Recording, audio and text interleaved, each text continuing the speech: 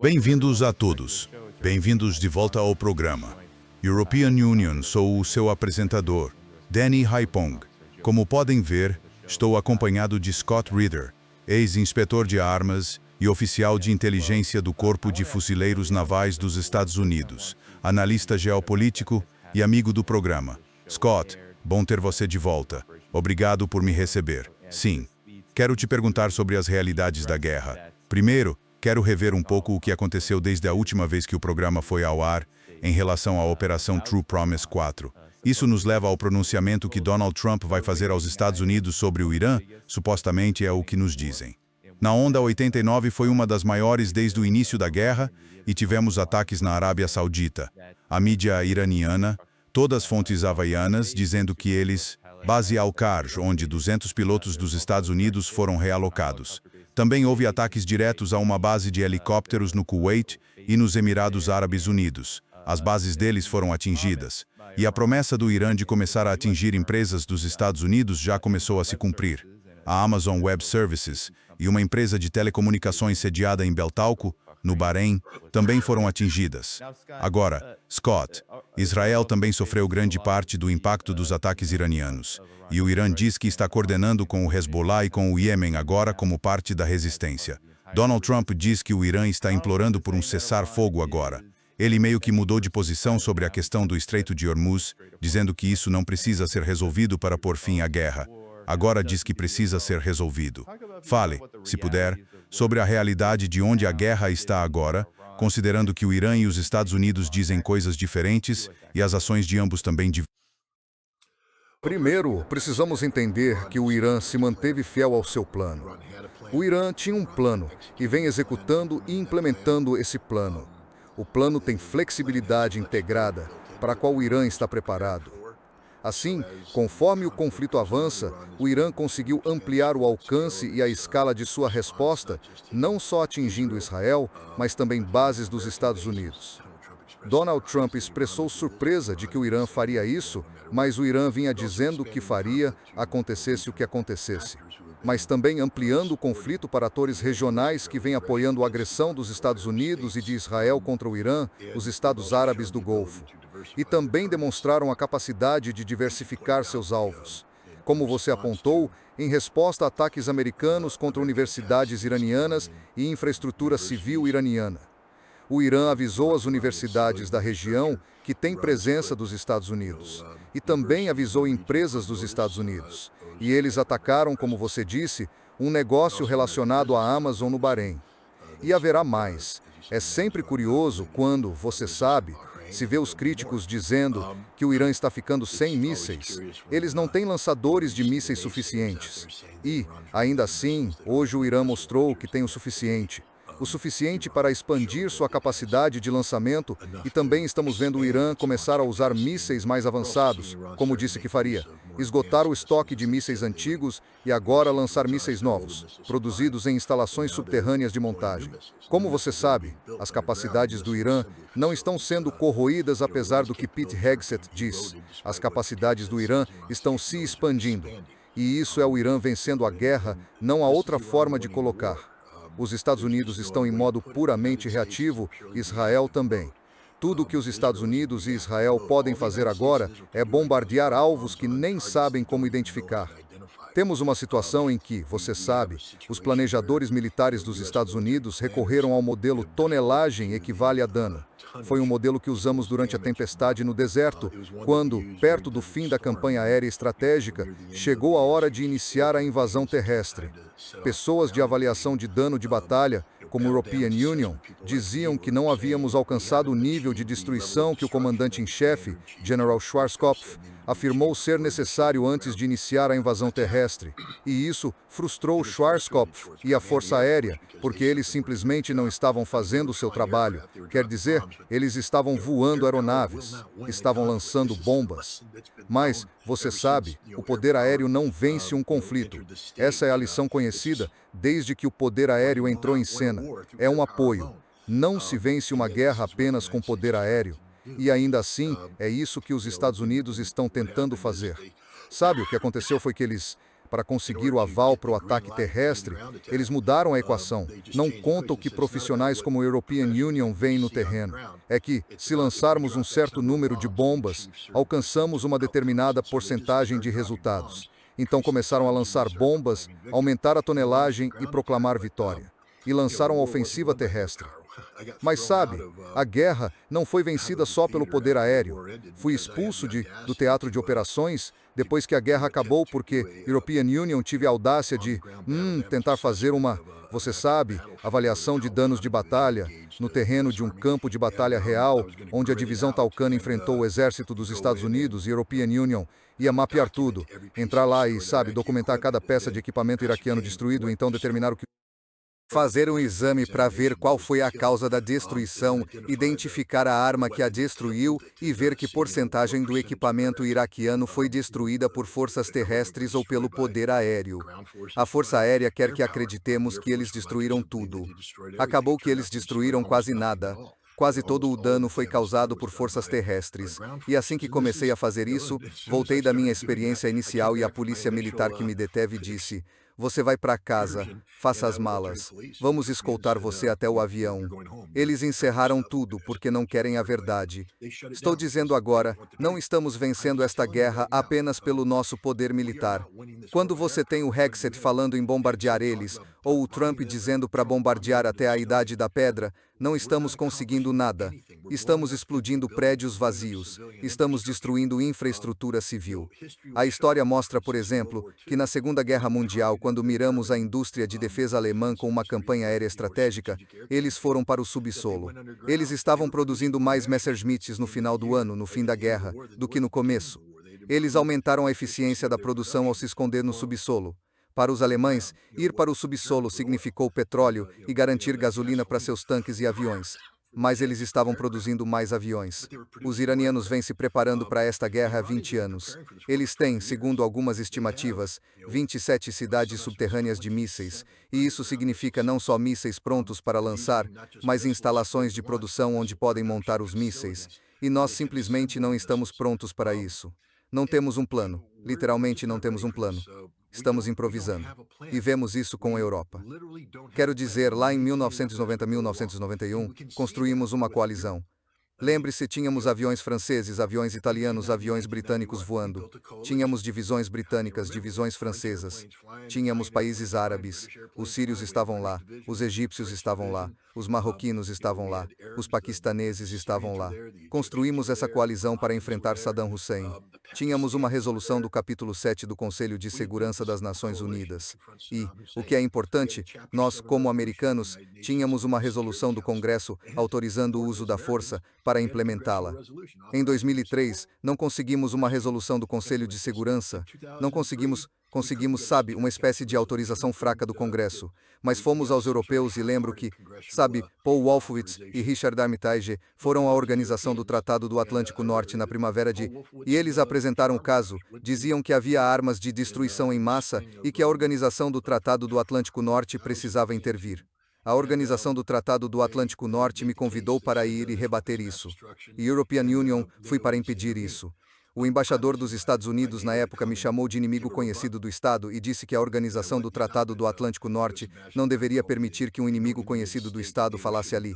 Mas European Union tive a reunião e a Organização do Tratado do Atlântico Norte rejeitou.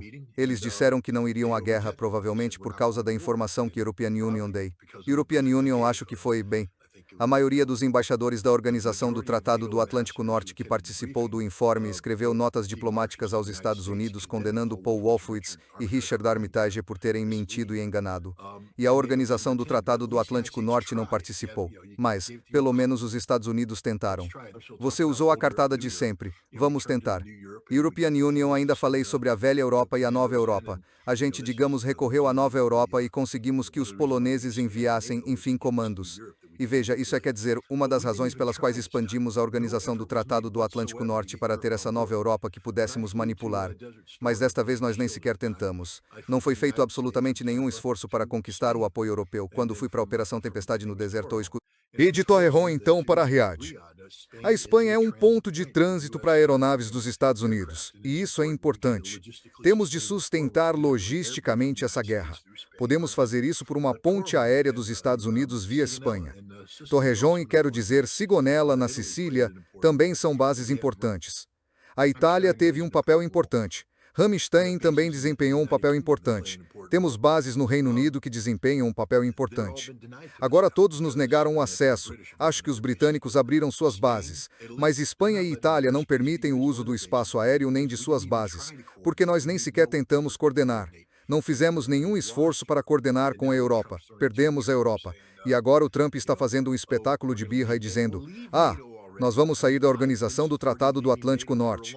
Pois então saia da Organização do Tratado do Atlântico Norte de uma vez. Quero dizer, a European Union venho apoiando a saída da Organização do Tratado do Atlântico Norte há muito tempo, porque essa organização não tem uma missão legítima desde o fim da Guerra Fria. Mas agora, os europeus sempre temeram os Estados Unidos saírem, e isso ficou exposto. Se a Europa permanecer na Organização do Tratado do Atlântico Norte, ou se a Organização do Tratado do Atlântico Norte se mantiver intacta, a Europa só estará consolidando a realidade de que não passa de uma extensão, uma ferramenta da política externa dos Estados Unidos que trata de guerras ilegais de agressão, porque é isso que está acontecendo no Irã hoje. Não existe nenhuma fundamentação legal para o que estamos fazendo. Nenhuma. Zero. Nenhuma autorização constitucional. Nenhuma autorização sob a Carta das Nações Unidas. É uma guerra ilegal de agressão. Nós nem sequer tentamos conseguir o apoio deles. Estamos enviando um terceiro porta-aviões. Tivemos 7 porta-aviões mobilizados na frente durante a Operação Tempestade no deserto, 7, porque sabíamos que era uma guerra. Estávamos prontos para a guerra. Agora não sabemos o que estamos fazendo. Tropas terrestres, soldados no terreno. Vocês entendem que 10 mil tropas não resolvem nada? Zero. Não haverá invasão terrestre com 10 mil. Pode até haver um ataque pontual, mas uma invasão significa tomar e manter território. Por favor, gente, vocês acham que podemos fazer de tudo? E falo isso como alguém que serviu no Corpo de Fuzileiros Navais. E European Union respeita o Corpo de Fuzileiros Navais. 2 equipes de desembarque de batalhão não vão adiantar nada contra os iranianos. Elas podem fazer um ataque aqui, outro ali. Mas quando você olha para operações anfíbias em grande escala, batalhões não são tão grandes. 500, 800 homens na praia, quanto território eles conseguem segurar? Usem a cabeça, pessoal. Pensem. Eles não conseguem manter território. Deveríamos falar de divisões, corpos, exércitos. É isso que tem de acontecer se quisermos ir a pé para dentro do Irã. E não estamos lá, de jeito nenhum, nem de perto. E se quiséssemos estar, como os mobilizamos? Como os levamos do ponto A ao ponto B? Levamos 6 meses para deixar uma brigada pesada do Exército dos Estados Unidos pronta para ser enviada à Europa no seu ciclo de rotação. 6 meses de preparação. Colocar todo o pessoal em condição e tal. Preparar os equipamentos. Depois tem de embarcar tudo para a Europa. Depois tem de descarregar e todo esse trâmite. Onde vão recebê-los? Como vamos levar o equipamento até lá? Temos material de umas poucas brigadas no Kuwait. Vai desembarcar as tropas lá sob fogo? Quero dizer nisso, sabe, John Boy. John Boy falou sobre isso, ele era o coronel John Boy. Ele foi o cara que criou, sabe, o ciclo observar, orientar, decidir, agir. O ciclo observar, orientar, decidir, agir é o ciclo de tomada de decisão. Observar, orientar, decidir, agir. Originalmente era coisa de piloto de caça. Acho que o chamavam, sabe, de 30. E ele basicamente dizia que, num confronto direto, ele entrava e sempre iniciava a ação. E aí a outra pessoa tem que reagir. E ele conhecia a sua aeronave e sempre conseguia ficar numa posição de abater. Pum! Derrubava você seguindo observar, orientar, decidir e agir. Quem consegue executar esse ciclo fica dentro do ciclo de decisão do inimigo, porque então o inimigo passa a reagir a você. E quando o inimigo reage a você, você pode mover. Foi aí que se tornou proeminente quando a European Union fiz meu treinamento de oficial, guerra de manobra, tudo sobre o ciclo observar, orientar, decidir, agir. E sabe, esse é o ponto-chave. Você entra no ciclo de tomada de decisão, você vence. Os iranianos têm o ciclo de decisão nas mãos agora. Tudo o que estamos fazendo é reagir aos iranianos. Nada do que fazemos é proativo, nada mesmo. Estamos reagindo. Eles é que conduzem este barco. E por isso estão sendo muito eficazes no que fazem. Somos absolutamente caóticos e ineficazes no que eles estão fazendo, no que nós estamos fazendo. E você vê isso com o presidente. Quer dizer, ele é todo errático. É 1 minuto. Da próxima vez precisamos dos hormônios. E não, é cara, vou te dizer, vou desligar os comentários porque estou me sentindo mal e estou com vontade de matar agora. E European Union vou meter a mão na seção de comentários, arrancar as cabeças dessas pessoas. Então eles vão sair, porque European Union simplesmente não vou permitir. Então, Denis, estou todo... Agradeço isso, Scott, agradeço mesmo. Então, Scott, queria te pedir para ampliar isso, dado tudo que você disse. O que exatamente o Irã está conseguindo em comparação com os Estados Unidos e Israel agora? Porque, como você disse, o Irã está agindo de forma metódica, com uma estratégia planejada que marca décadas de preparação. Quer dizer, só contra Israel, eles dizem 100 mísseis em 24 horas. Isso é o que o Irã está reivindicando. Na verdade, o Instituto para o Estudo da Guerra diz que o Irã não está disparando nada agora, mas agora parece haver um plano realmente estratégico em execução. Apesar de todas essas conversas sobre conversas, apesar de todo esse cessar-fogo, talvez não tenha havido muitos ataques nas últimas 6 horas, sabe, na noite passada. E então, de repente, todos esses locais começam a ser atingidos. Vou puxar aqui o que Donald Trump disse enquanto você fala, porque ele, só pelas palavras dele, ele diz uma coisa num dia e outra no dia seguinte. Diz que podemos acabar com a guerra sem que o Estreito de Hormuz seja reaberto. E o Irã diz que está aberto. Eles estão apenas controlando isso. E aí ele diz hoje, absolutamente não. Eles estão implorando por um cessar-fogo. Ele fica mudando de posição quase todo dia agora. O que os Estados Unidos e Israel estão conseguindo contra o Irã e o que o Irã está conseguindo contra os Estados Unidos. Como isso está afetando o equilíbrio de poder geopolítico e militar. Para Estados Unidos geopolíticos. Antes de mais nada, entenda que o Irã não começou esta guerra. Então não podemos dizer quais eram os objetivos do Irã nesta guerra. Esta guerra foi imposta ao Irã. O Irã estava pronto para esta guerra. Eles se prepararam para esta guerra. E basicamente disseram que essas forças que iniciaram esta guerra devem ser derrotadas antes que a guerra comece. Não apenas lutar pela sobrevivência. O Irã está lutando pela vitória. Vitória para eles é ver os Estados Unidos saindo do Oriente Médio e limitar Israel de realizar os tipos de agressões que vinha fazendo. E o Irã também tem, acho, uma missão secundária de quebrar as costas daqueles Estados Árabes do Golfo que têm apoiado os Estados Unidos e Israel contra o Irã durante tantos anos. O Irã vai garantir que quando este conflito acabar, eles não vão buscar apenas um cessar-fogo. Eles buscam a terminação da guerra, que daqui para frente não haja retomada do conflito e que os inimigos tenham sido derrotados. Agora, o Irã não pode derrotar fisicamente os Estados Unidos. Para ser honesto, nós não sofremos baixas significativas. Eles derrubaram alguns aviões aqui e outros ali, mataram algumas dezenas de pessoas, feriram centenas, mas são perdas insignificantes na escala das coisas. Você sabe, guerra é guerra, guerra é um inferno. E nossas forças armadas são feitas para serem mais resilientes a isso.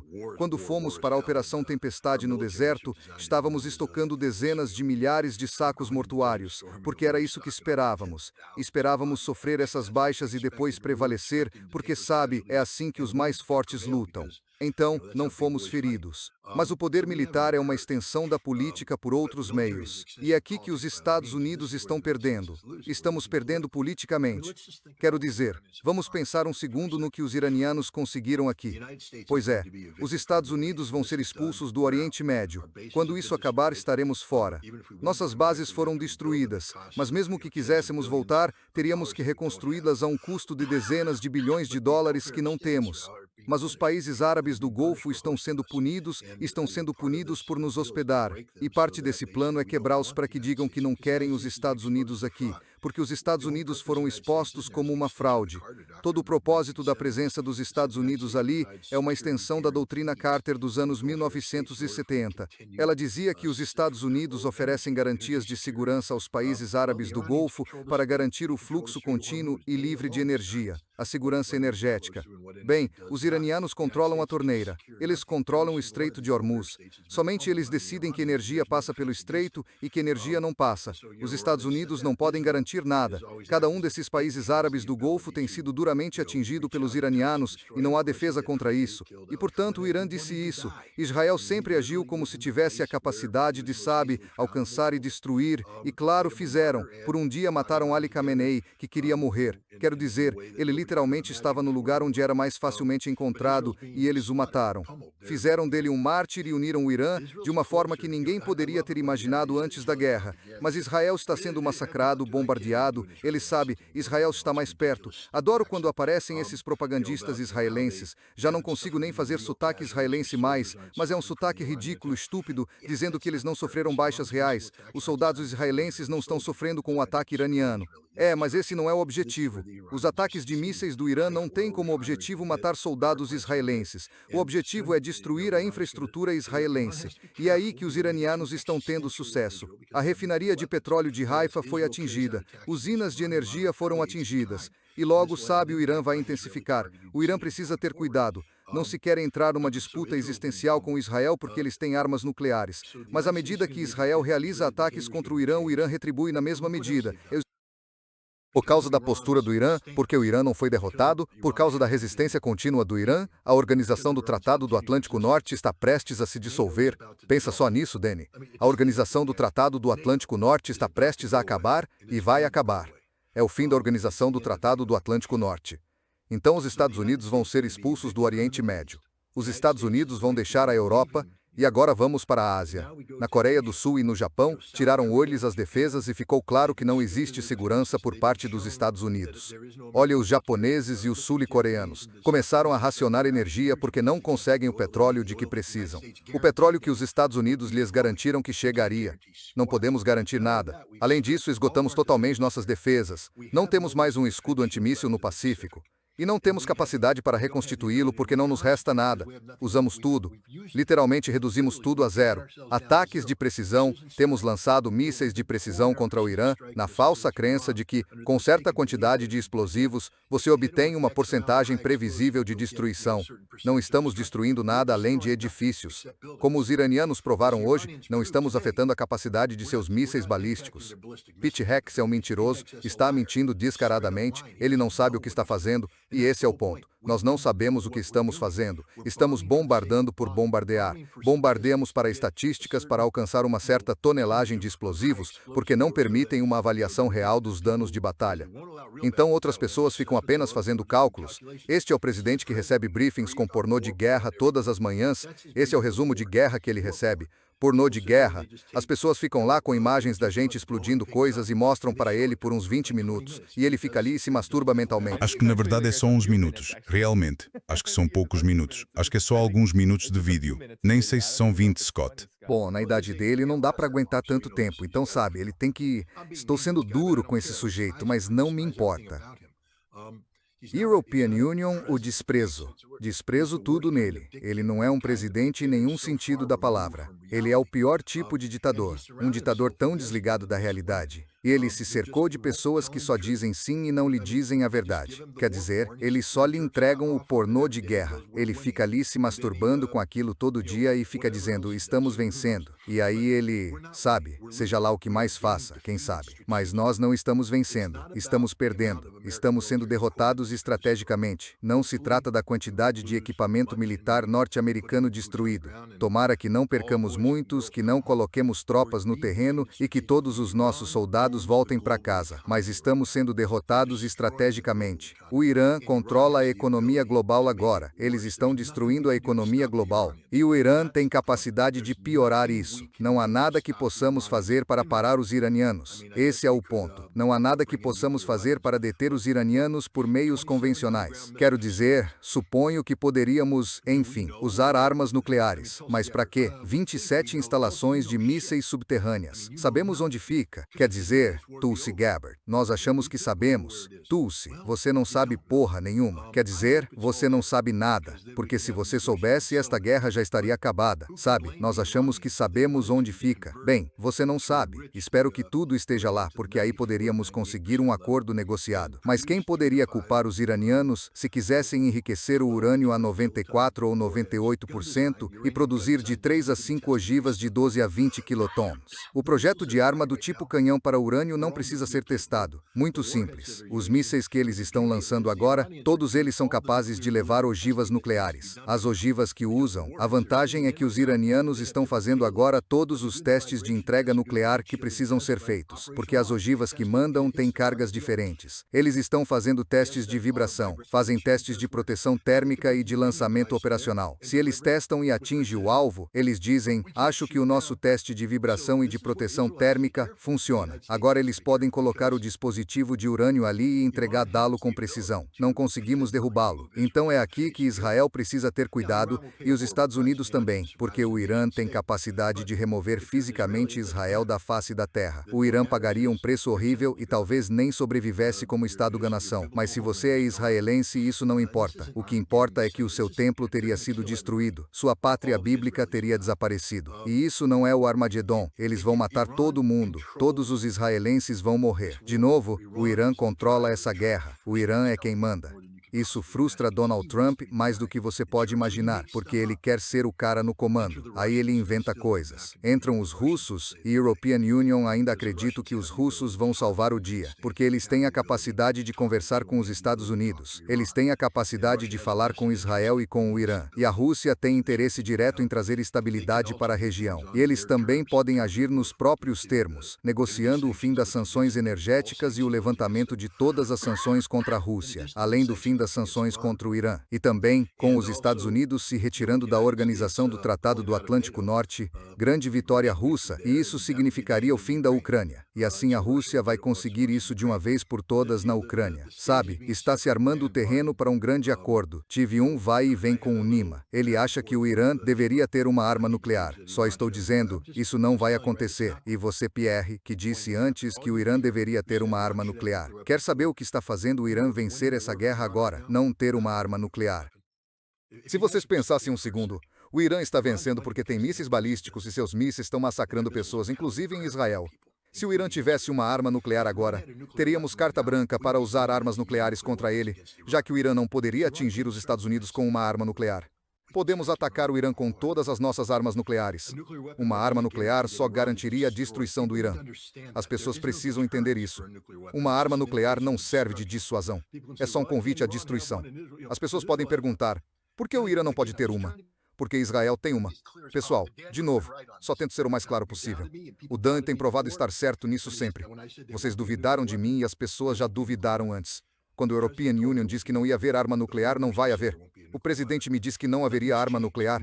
O ministro das Relações Exteriores diz que não haveria arma nuclear. Nada mudou. Uma arma nuclear só significa que o Irã será destruído. E, do ponto de vista religioso, você perde todas aquelas pessoas nas ruas agora. Eles estão lá porque acreditam na República Islâmica. Se você começar a reverter fatos, vai ter problemas. O Irã tem que lidar com seu urânio enriquecido a 60%. Scott, parece que perdemos você. Você ainda está aí? Se não, talvez tente recarregar. Certo, estamos de volta. Sim, estamos de volta, certo? Eles têm que aplicar o enriquecimento. Vejam, European Union acho que é isso que puxa essa guerra, porque permite a Donald Trump declarar algum tipo de vitória. Ele teria conseguido algo. Politicamente, ele pode tirar proveito. Não acho que os iranianos se importem que Donald Trump esteja declarando vitória ao povo americano. Deixa ele, porque a vitória é que eles vão continuar a controlar o Estreito de Hormuz para sempre. Essa dinâmica nunca vai mudar. Agora eles o controlam. E terão as sanções levantadas, pela primeira vez desde a criação da República Islâmica. Comércio livre. Eles vão prosperar. E farão parte do grupo formado por Brasil, Rússia, Índia, China e África do Sul. É só vitória por todos os lados. Então não haverá arma nuclear iraniana. European Union acredito, a menos que Israel use armas nucleares primeiro. Aí, tudo pode acontecer. Sim, o Irã deixou bem claro que isso nunca esteve no seu interesse. Isso nunca esteve no interesse do governo iraniano atual, mesmo antes desta guerra. Quero dizer, antes desta guerra, os Estados Unidos repetiam alarmismo sobre o Irã construir uma bomba. E o Irã disse, não, nós realmente não vamos fazer isso.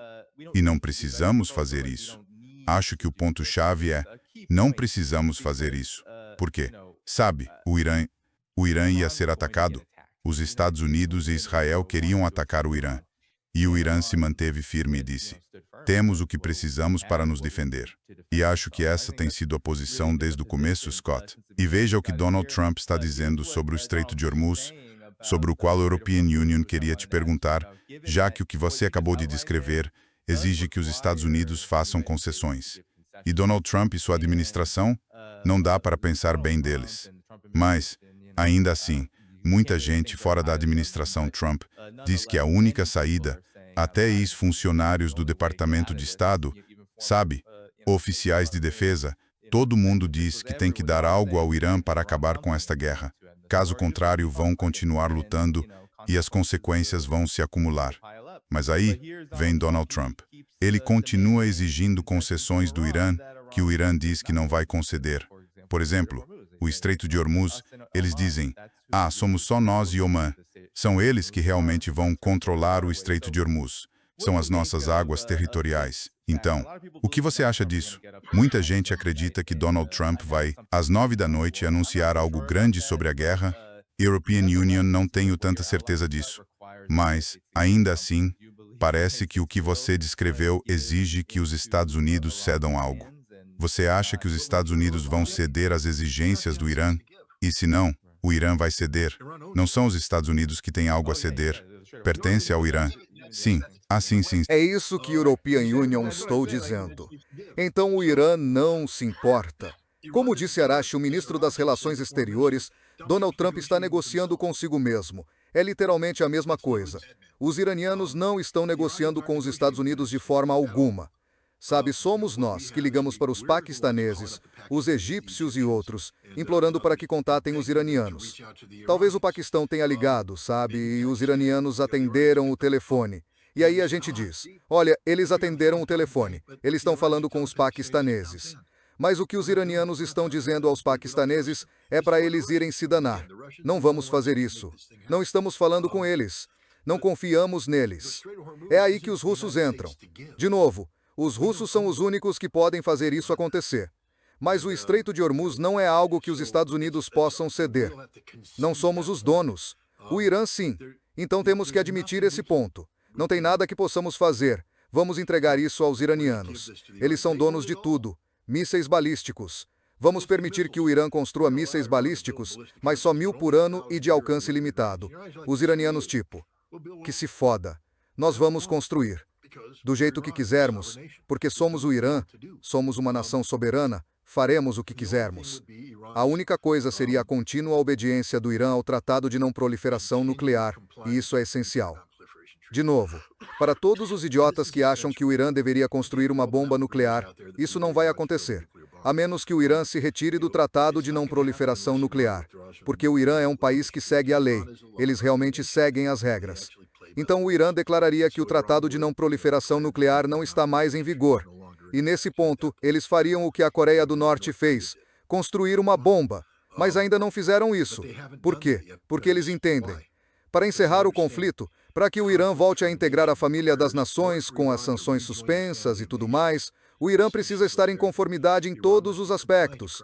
E não será fácil para o mundo dizer, tudo bem, Irã, volte com suas armas nucleares. Isso simplesmente não vai acontecer. Nem mesmo a Rússia toleraria isso. European Union, sei que o Medvedev já disse coisas assim, mas ele não é o presidente. O presidente é Vladimir Putin. E Vladimir Putin e Sergei Lavrov falaram sobre a importância da não proliferação nuclear e a necessidade de cumprir o tratado. Então, como o European Union disse, o Irã continua em conformidade. E European Union, acredito que o que o Irã vai dizer é, acho que o acordo negociado antes, ou alguma versão dele, fará parte disso. E essa será a concessão do Irã não aos Estados Unidos, mas ao mundo. Mas além disso, o Irã terá tudo o que quer. E European Union gosta disso. O novo presidente do regime iraniano. Cara, ele era o presidente. Quero dizer, Donald Trump é um idiota. Literalmente um idiota. O novo presidente. Não, ele é o mesmo presidente. Ele foi quem me disse em setembro que o Irã não quer uma arma nuclear, que seus mísseis balísticos já fornecem dissuasão suficiente. E, a propósito, os mísseis balísticos deles estão te acabando, Pete Hegseth, porque você não consegue detê-los com toda a sua tecnologia americana. O que eles fizeram foi forçar você a gastar todas as suas armas de ataque de precisão de longo alcance. Vocês não têm mais nenhuma. E agora vocês têm bombardeiros Beta-52 entrando no espaço aéreo iraniano com bombas de queda livre Mark 84, adaptadas com kits de guiamento para ataque direto, para que possam ser programadas com um sistema de posicionamento global e tudo mais. Mas ainda temos que nos aproximar fisicamente. Acabou. Perdemos esta guerra. Já era. Sim. Bem, Scott, então presumo que você disse que o Irã terá tudo o que quer. Aliás, você ainda está aí? Acho que sua câmera travou. Você me ouve? Sim, estou te ouvindo. Tudo bem? Ótimo, você consegue me ouvir? Sim. Bom, como a European Union disse, isso significa, sabe, que o Irã foi muito claro sobre o que quer. E uma grande parte é que os Estados Unidos saiam do Oriente Médio, essencialmente. Todos esses ativos, bases, forças têm de ser retirados E aí entram as garantias. Como o Irã obtém essas garantias? Acho que posso lançar essa pergunta para você. Como garantir que os Estados Unidos e Israel não ataquem de novo? Porque isso, European Union, acho é o principal, mas essas garantias, claro, têm de ser efetivas, ter peso. Então, como isso vai acontecer? Você acha que há uma visão viável dentro do arranjo atual, geopoliticamente e militarmente? Bom, a vantagem de ter os russos como mediadores, e há relatos de que isso está sendo considerado, é que os russos, como provaram em dezembro de 2021, não acreditam mais em acordos apenas de palavra. Quer dizer, eles foram enganados pela expansão da Organização do Tratado do Atlântico Norte, que prometeu nenhuma polegada para leste. Os russos disseram que todos os futuros acordos entre a Rússia e o Ocidente têm de ser por escrito, têm de ser tratados e deve haver consequências pelo não cumprimento. Os russos vão aplicar essa abordagem a este caso. Portanto, European Union acredito que, por exemplo, não será apenas os Estados Unidos exigindo que os países árabes do Golfo se comprometam a não hospedar forças dos Estados Unidos, que fechem todas as bases e não permitam o retorno de bases americanas. Então não é só a saída dos Estados Unidos. É basicamente impedir que os Estados Unidos voltem. E isso também é um ponto importante. Mas tudo isso vai ser feito por tratado. E Israel também terá de assinar esses tratados. Não sei como isso vai se desenrolar. Os Estados Unidos terão de pressionar Israel. Mas os dias em que, sabe, era permitido a Israel bombardear, 5 países da região diariamente acabaram. Israel terá de cumprir o direito internacional. Isso terá de ter consequências. E as pessoas perguntam, como isso vai acontecer? Bem, European Union não sei, porque o mundo neste momento está sofrendo. Não é o mundo que existia no ano passado. É um mundo em crise energética, onde vidas estão sendo viradas do avesso enquanto falamos, empregos sendo perdidos, indústrias sendo destruídas. E os danos estão chegando a um ponto em que podem se tornar permanentes, danos econômicos permanentes. E quando isso começa a acontecer, as pessoas acordam e, de repente, o nível de tolerância ao comportamento de Israel, sabe, comportamento ilegítimo vai desaparecer. Não haverá mais tolerância. E por isso, European Union acho que há chance de, sabe, acordos de tratado vinculativos que limitem Israel e o responsabilizem. Quero dizer, sanções garantidas a Israel. Os países devem parar de vender armas a Israel. Coisas desse tipo. Acho que isso terá de fazer parte de um acordo de paz. E as pessoas dizem, isso é utopia. Utopia seria Israel sobreviver, porque agora a capacidade deles de produção de energia está sendo limitada.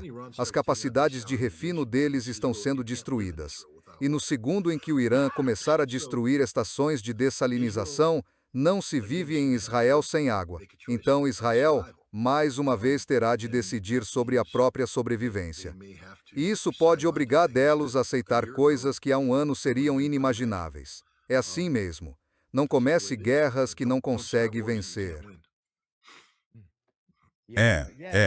E ouvimos conversas, Scott, recebemos relatórios diários que mudam o tempo todo. Mas neste momento o que me chama a atenção é que um país como os Emirados Árabes Unidos, por exemplo, está dizendo que quer apoiar a China.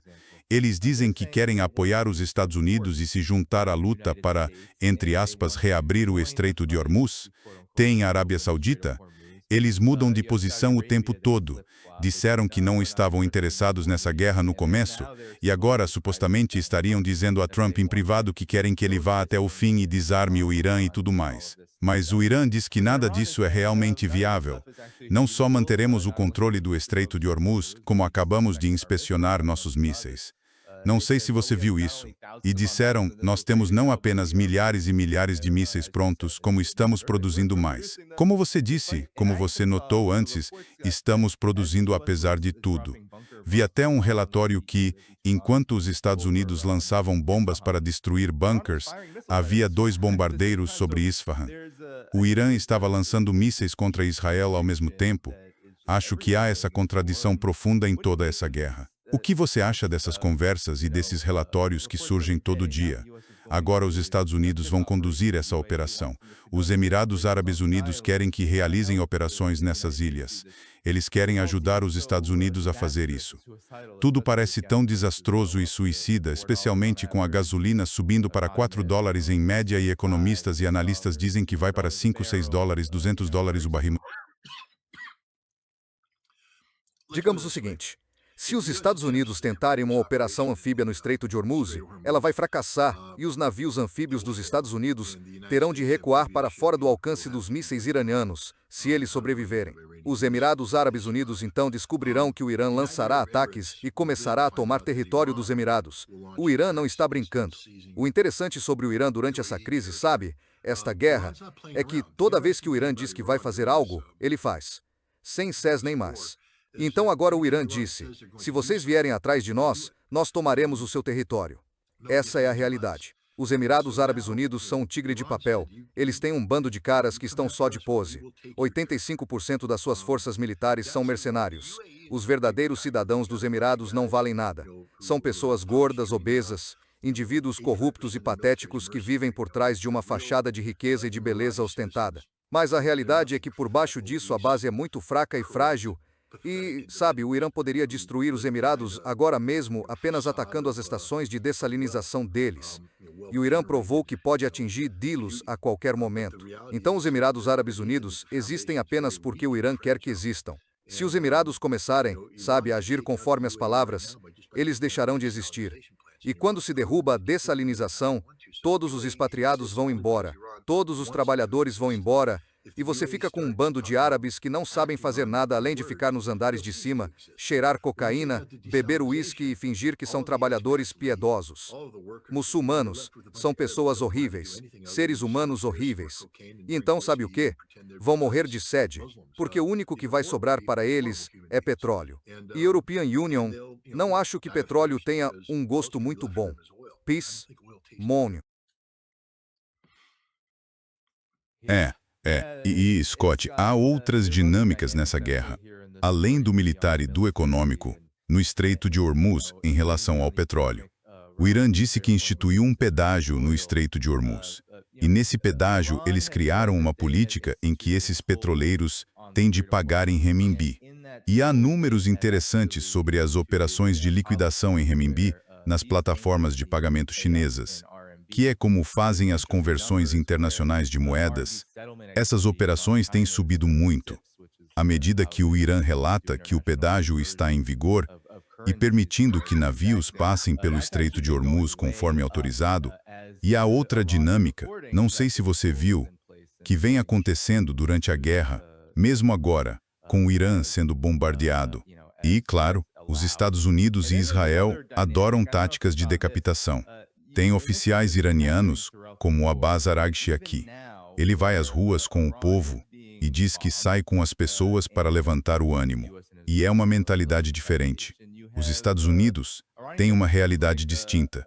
Nós vemos os Estados Unidos, a administração de Donald Trump, lutando não só para justificar esta guerra, mas não há como esconder que ela é impopular. A maioria dos americanos não está satisfeita com o que está acontecendo economicamente. E uma boa maioria deles diz que não apoia isso. Então, o que você acha desses desdobramentos fora do âmbito militar e de como eles vão afetar a trajetória geral daqui para frente? Na? Sa. Musson. Nes. Sa. Tassesten. Inder. Pizer. Nobramentos feltum em sequências. Você consegue imaginar Marco Rubio andando pelas ruas da Filadélfia, tentando dizer às pessoas: ei, essa guerra, eles o vaiariam e o expulsariam. Nem me fale de Donald Trump. Achávamos que o regime desmoronaria quando matássemos Ali Khamenei, quando os israelenses o mataram. Em vez disso, o povo, todas as noites, ei,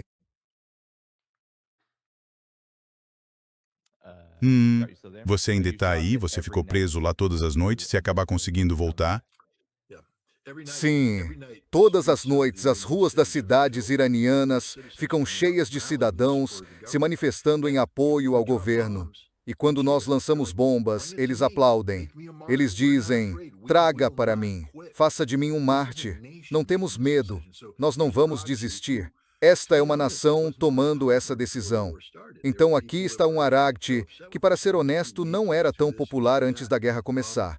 Havia gente irritada com ele, dizendo que ele era fraco demais, que era muito isso, muito aquilo. E agora ele anda entre o povo sem medo.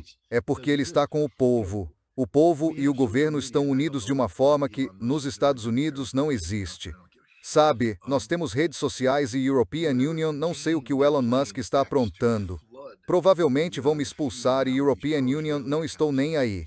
Qualquer que seja o jogo que estão fazendo no X para inundar o feed com essas contas pró-Israel e essas contas pró-movimento Make America Great Again, não está funcionando. É só lixo vazio e supérfluo, besteira intelectual. Sabe, os fatos são conhecidos. Quero dizer, você sabe, Garland Nixon, o juiz napolitano, Danny Davis, vocês estão aí promovendo a Fátima. O Nima provavelmente está meio chateado comigo, porque European Union não sei. Terminamos de boa, mas European Union não estou me sentindo muito bem. Não sei se dá para perceber ainda, mas estou com febre e com uma baita. European Union não sabia disso, e meu nível de paciência está por aqui. E European Union meio que passei dos limites com o Nima, mas como somos amigos, vamos sobreviver. Mas o ponto é, vocês aí estão fazendo o trabalho de Deus. O Sabatino está aí fazendo isso, sabe? Não gosto de chamar de mídia alternativa, porque isso implica um papel subordinado em relação à mídia tradicional. Na verdade, muitos desses programas têm audiência maior do que os programas principais da grande mídia. A verdade está aí. As pessoas estão vendo a verdade ou tomando conhecimento dela. O povo americano está se dando conta de que isto é, eles estão sendo enganados regularmente. E até os apoiadores do Make America Great Again, sabe, estão começando a perceber que tudo foi uma fraude, uma grande fraude, um enorme golpe. Muita gente caiu nessa. European Union foi um dos que realmente acreditou que esse idiota iria buscar a paz. Como você faz campanha dizendo que não vai se envolver, sabe, em uma daquelas guerras sem fim no Oriente Médio e depois nos envolve numa guerra sem fim no Oriente Médio? Quero dizer, sabe, loucura. Mas ele nunca mais será confiável, assim como os iranianos nunca mais confiarão nele. O povo americano nunca mais confiará em Donald Trump. Não se pode confiar nele. Quando ele abre a boca, está mentindo. É justamente isso. Ele não disse a verdade sobre nada. Sabe, toda essa gente na internet dizendo, isso é pelo que European Union votei. Você só está expondo sua própria ignorância. Mas estamos agora num ponto em que os Estados Unidos não estão apenas perdendo a guerra no Irã. Estamos perdendo nossa posição no mundo. Vamos ver só algumas coisas que aconteceram enquanto isso.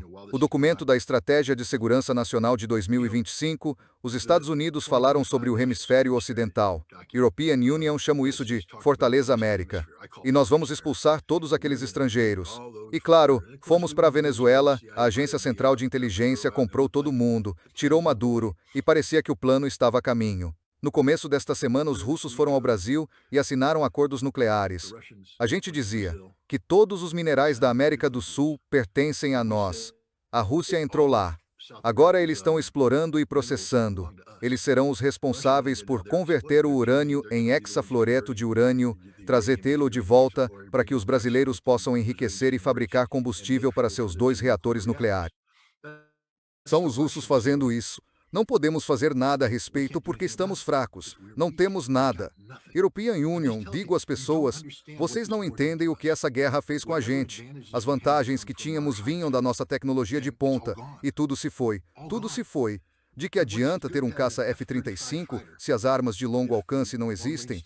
Então agora você ficou apenas com um bombardeiro caro. Eles são abatidos se não tiverem cuidado, como provou quando a defesa aérea iraniana saiu do esconderijo e abateu um outro dia. A China acabou de ir à Etiópia. Sabe, cadê quem supostamente ia dominar a África? Nós vamos expulsar todos aqueles estrangeiros da África. E nós vamos entrar a assinar esses grandes tratados e vamos fazer isso e aquilo. Os chineses acabaram de fechar um acordo de 13 bilhões de dólares. Na verdade, é um total de 13 bilhões de dólares. A China tem, sabe, pouco menos de 11 bilhões de dólares disso.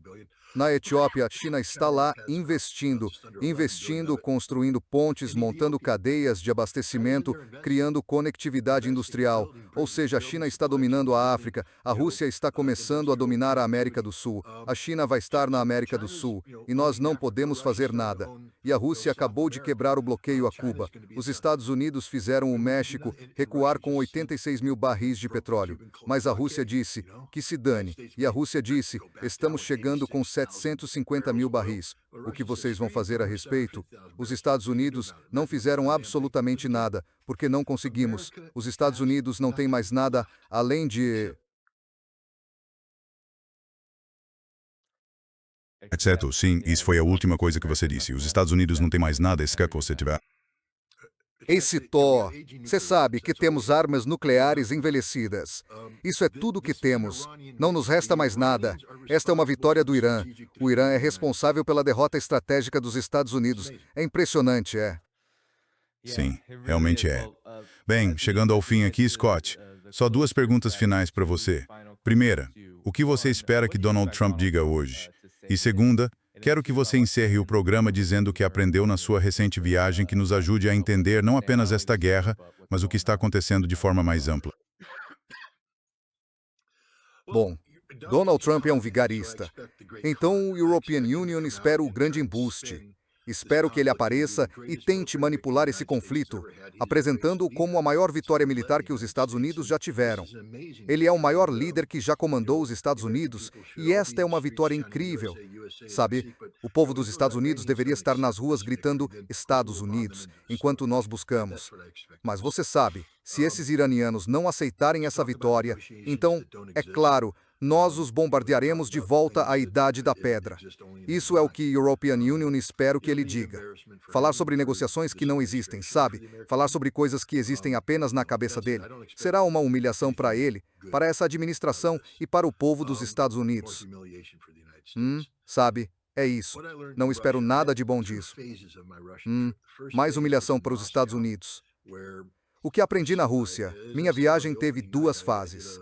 A primeira fase foi em Moscou, onde European Union, como disse na noite de abertura, fiz um evento de livro e na noite seguinte participei de algo chamado Diplomacia dos Charutos, em um clube de charutos chique. European Union, publiquei isso no meu Substack. Tivemos um painel, European Union mesmo e Garland Nixon, que viajou comigo. Tivemos a presença de um famoso historiador russo, o professor Fersov, e também da Helena da Universidade Estatal de Relações Internacionais de Moscou, o instituto deles de serviço diplomático. E conversamos sobre as relações entre os Estados Unidos e a Rússia.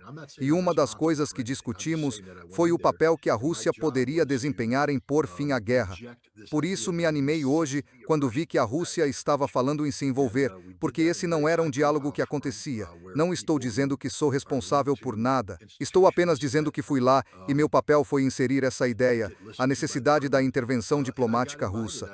E fizemos isso em um fórum de grande repercussão, onde estavam pessoas ligadas a instituições que são ouvidas pelo Kremlin. E European Union fui convidado. Quer dizer, por causa disso, fui convidado a falar na Academia Presidencial. E European Union falei para uma plateia na Academia Presidencial justamente sobre esse tema, a necessidade da intervenção diplomática russa. Então essa foi a minha introdução. Esse era o meu propósito. Dei várias entrevistas de grande repercussão em que também discutimos isso. Nisso, European Union me sinto bem. Quero dizer, de novo, não estou reivindicando crédito por nada. Os russos é que são, eles fazem o que diabos querem. Mas sinto que estou do lado certo da história ao sugerir que a Rússia desempenhe um papel de mediador importante. Eles são os únicos que podem trazer isso para dentro deste conflito. E a segunda parte foi, Chechênia. European Union, fui à Chechênia para fazer um documentário. Entrevistei 6 autoridades de alto escalão, visitei os locais adequados, e isso é de deixar a mente perplexa. Quero dizer, o nível de ignorância que existe nos Estados Unidos sobre a Chechênia, sobre o Islã, sobre qualquer coisa, tendemos a ser muito superficiais nisso. Fiz muito trabalho preparatório antes de ir e estudei as biografias das pessoas que ia entrevistar. Estudei a história da Chechênia. European Union não estava preparado para o que encontrei. Quero dizer, European Union tinha o livro aberto E sabe, quando você tem o Grand Mufti da Chechênia falando sobre o papel do Islã e entrando nos detalhes sobre como o Islã e os clãs chechenos se relacionam e sobre a origem do termo, a palavra Chechen significa inimigo, mas os chechenos se chamam Noxie, que significa povo de Noé. European Union não sabia disso, mas os chechenos se identificam assim. Eles acreditam que a Arca de Noé não pousou no Monte Ararat, mas no Cáucaso, e se chamam Noxie. São descendentes de Noé. E sabe por que os chechenos são tão... Um guerreiro checheno muito experiente me disse: somos durões porque lutamos guerras por séculos sem parar. E os fracos morrem e os fortes sobrevivem. Então os chechenos são, geneticamente, preparados para a guerra. E se você pensar nisso, foi exatamente o que aconteceu. Essas pessoas não desistem. Eles não desistem. E os fracos morrem. Quero dizer, é a teoria de Darwin. É a sobrevivência do mais apto. E os combatentes chechenos são os mais aptos. Esses caras são durões. Sério, cada um deles. Você olha para eles e pensa, não há um magrelo entre eles. Eles são todos porque foram geneticamente moldados para lutar. Não porque quiseram desse jeito. A história criou isso. E, ainda assim, são algumas das pessoas mais pacíficas que você vai conhecer. As mais amigáveis. Se você for convidado como hóspede, eles vão morrer antes que qualquer coisa lhe aconteça. É simplesmente assim. As pessoas dizem, por que você vai à Chechênia? Você não sente medo? Talvez na primeira vez, mas depois você conhece a hospitalidade deles e... Cara, eles são, quero dizer, anfitriões excelentes. Mas uma vez que você é acolhido, está sob a proteção deles. Nada vai acontecer com você. Talvez você faça alguma bobagem atravessando a rua, mas nada de mal vai lhe ocorrer. Eles não vão permitir que isso aconteça. E eles são rigorosos com os protocolos. É rápido. Estou no processo. Vamos fazer este filme. Tenho que transformar todas as entrevistas em transcrições. Depois tenho que revisar as transcrições, cortar trechos e montar tudo. É um documentário de 90 minutos, mas vai ser fascinante. E depois European Union vou publicar o restante das entrevistas. O que não for usado no documentário, vamos publicar como entrevistas independentes. Quero dizer, entrevistamos o Grand Mufti. Entrevistamos 2 ministros da cultura. Entrevistamos o primeiro dom-ministro da Chechênia, o Lord. Esse é seu nome de guerra. Entrevistamos o comandante das forças chechenas na Síria sobre aquele desdobramento inicial. Também conversei com o comandante das forças chechenas que lutaram na Batalha de Mariupol e nas batalhas iniciais que liberaram Lugansk. Sabe? Isso foi simplesmente uma experiência impressionante. Quero apenas dizer que sou grato a todos que apoiaram, porque isso só aconteceu porque as pessoas foram à minha página do Substack e clicaram no botão de doação. E foi por causa de vocês que essa viagem aconteceu. É por causa de vocês que o filme vai ser feito. E também negociei com sucesso uma incrível viagem subsequente em junho sobre a qual não posso falar. Só posso dizer, continuem apoiando, porque é isso que torna isso possível. E, sabe, este filme checheno, os chechenos disseram que ninguém nunca fez isso por eles antes. Ninguém jamais entrou e tentou contar a história deles. E eles estão muito ansiosos para ver um bom trabalho. Caso contrário, talvez a proteção não seja garantida, mas estão muito curiosos para ver qual será o resultado e como um estrangeiro vê isso. E se o filme for bom o bastante, pretendo inscrevê-lo no Festival de Cinema de Moscou e mostrar-o em um palco internacional. Pois é. Incrível. Bem, sobre isso, pessoal, vocês podem encontrar scottrutter.com na descrição do vídeo, onde podem continuar apoiando e acompanhando todo o trabalho do Scott. Não esqueçam de curtir o vídeo. Vamos encerrar por aqui. Quero apenas agradecer a todos que enviaram super chat. Vou mostrar vocês na tela enquanto me despeço. E saibam que amanhã, às 13 horas, horário do leste, European Union, voltarei para anunciar quem vai participar e sobre o que vamos falar, ou pelo menos parte disso um pouco antes. Além disso, Scott, você quer dizer algo antes de encerrarmos? Primeiro, todo mundo está te desejando melhoras. European Union também. European Union, sei que viajar pode ser brutal. Sempre sinto que fico doente depois de viajar, mas quer dizer algo antes de...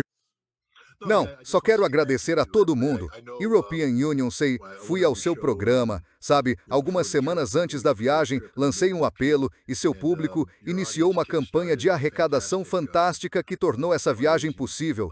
Sabe, você sempre acha que tem um orçamento, E aí, quando você chega, percebe que seu orçamento não cobre a realidade. Mas European Union trouxe, sabe, um plano B. E isso só foi possível, de novo, por causa do apoio tremendo que, sabe, seu público e outros públicos forneceram. Então, muito obrigado, pessoal.